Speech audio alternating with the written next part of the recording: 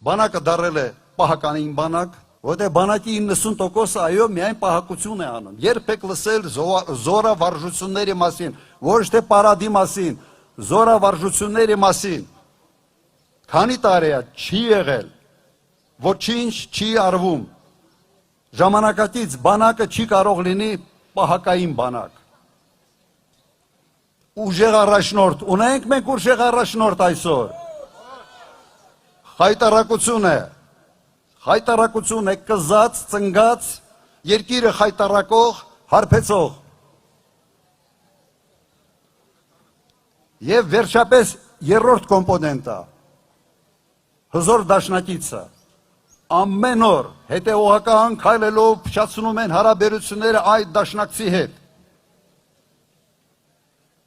Ինչի համար, որ ստեղծեն մի վիճակ ասելու ձեզ, որ ժողովուրդ ջան, ելք չունենք, մենակ ենք, ոչ ոք մեր կողքին կանգնած չի, խեղճենք, ուրեմն